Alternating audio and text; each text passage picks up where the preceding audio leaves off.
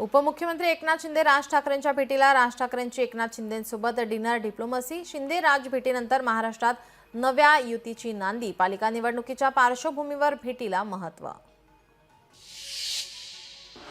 नागपुरात काँग्रेसकडून सद्भावना शांती मार्च, काँग्रेस प्रदेशाध्यक्ष हर्षवर्धन सपकाळांच्या नेतृत्वात सद्भावना शांती मार्च, जाती धर्माच्या नावे अशांततेचा प्रयत्न, काँग्रेसचा आरोप.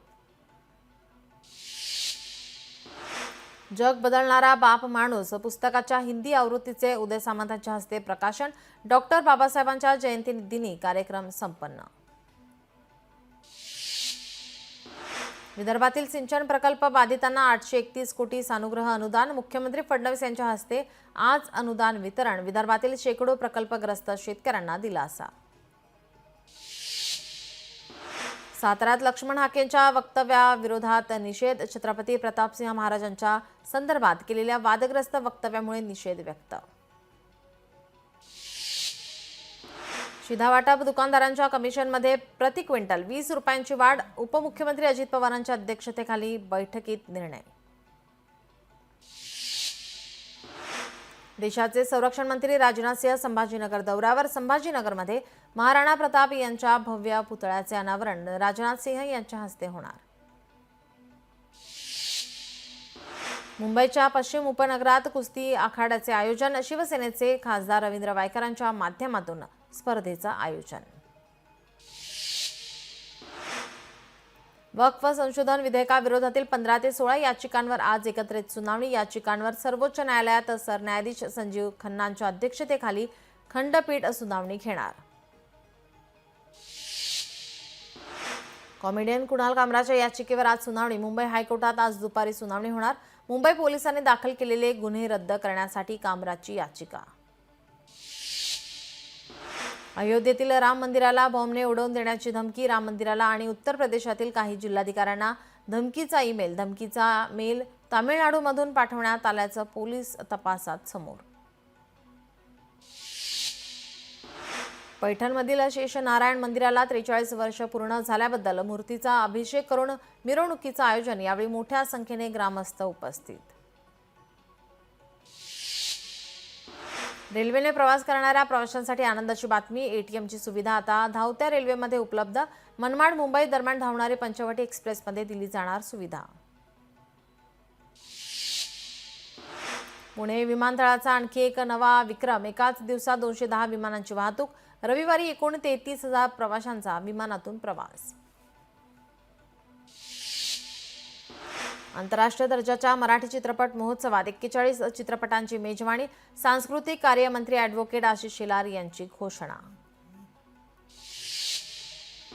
धाराशिवच्या तुळजाभवानी मातेच्या चरणी एका वर्षात 65 ते 70 कोटींचं दान अर्पण, यामध्ये 17 किलो सोने तर 256 किलो चांदीचा समावेश. यंदा मान्सूनच्या काळात भारतातील अनेक भागात सरासरीपेक्षा अधिक पाऊस, मराठवाड्यासह महाराष्ट्राला दिलासा, अल निनोची स्थिती उद्भवण्याची शक्यता नाही, हवामानशास्त्र विभागाकडून माहिती. हिंगोलीमध्ये तापमान 40 अंश सेल्सिअसवर, तापमानात वाढ झाल्याने संपूर्ण रस्त्यांवर शुकशुकाट, काम असेल तरच बाहेर पडावं असं आरोग्य विभागाचं आवाहन. राजापूरमध्ये नगर परिषदेचे कंत्राटी कामगारांचं काम बंद आंदोलन मागे, याबाबत तोडगा काढण्याचं आश्वासनानंतर आंदोलन मागे.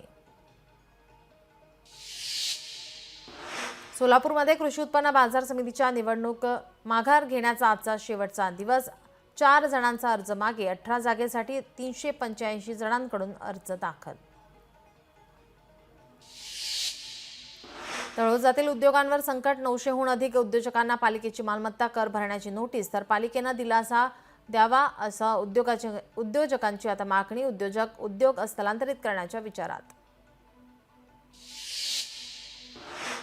अहिल्यानगरमध्ये गोशाळा चालक अडचणीत, सरकारकडून प्रत्येक जनावरांसाठी मिळणारे अनुदान तुटपुंजे, तर सरकारच्या जाचा कटींमुळे 82 पैकी केवळ 39 गोशाळा अनुदानास पात्र. तीव्र उन्हाने वाढवली मराठवाड्यातील पाण्याची चिंता, जायकवाडी धरणात 47% पाणी साठा शिल्लक, कडक उन्हामुळे वाढलं जायकवाडीतील पाण्याचं बाष्पीभवन, पाणी टंचाई वाढण्याची शक्यता. धाराशिवमध्ये वर्गणी न दिल्याच्या कारणावरून आई पत्नीस तरुणास चौघांकडून बेदम मारहाण. या प्रकरणी पोलीस स्टेशनमध्ये चौघांविरोधात गुन्हा दाखल.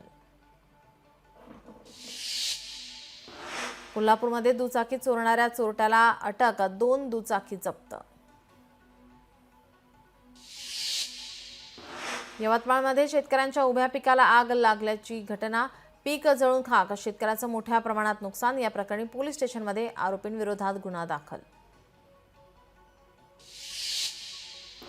मालेगावमध्ये कांदा उत्पादक शेतकऱ्यांसाठी आनंदाची बातमी. नाफेड कांदा खरेदी लवकरच सुरू होणार. फार्मर प्रोड्युसर कंपन्यांना वगळून सहकारी संस्थांच्या माध्यमातून कांदा खरेदीचं नियोजन. नवी मुंबईमध्ये वाढत्या उन्हामुळे एपीएमसी मार्केटमध्ये लिंबाच्या दरात वाढ. घाऊक बाजारामध्ये 100 नगांसाठी 500 ते 600 रुपये. यंदा कापूस लागवड घटली. जळगावमध्ये कापसाच्या आवकेमध्ये घट. खानदेशात दररोज 3 ते 3.5 हजार क्विंटल कापसाची आवक. सिंधुदुर्गमध्ये काजू हंगाम अंतिम टप्प्यात. यंदाच्या हंगामात सरासरीच्या 30% उत्पादन अपेक्षित. गुळ बाजारावर उन्हाचा परिणाम. बाजारात गुळाच्या मागणीबरोबर दरातही घट. गुळाचे दर क्विंटलला 4,200 तर 4,500 रुपयांवर. खानदेशात केळी आवकेत मागील 2-3 दिवसात मोठी वाढ. केळी दरातही घसरण. मध्य प्रदेशातील बऱ्हाणपुरातही केळी दरात क्विंटल मागे 200 ते 300 रुपयांची घसरण.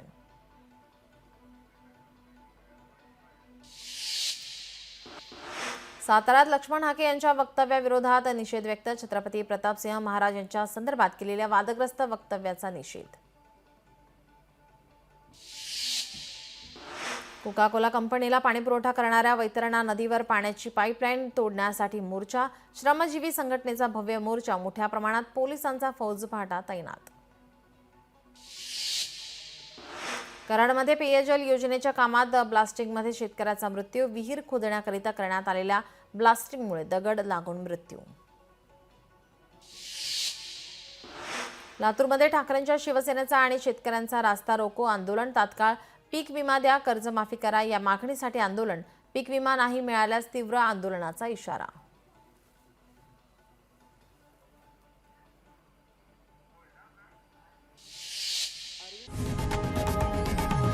लोकशाही मराठी ऐका, पहा, जागरूक रहा.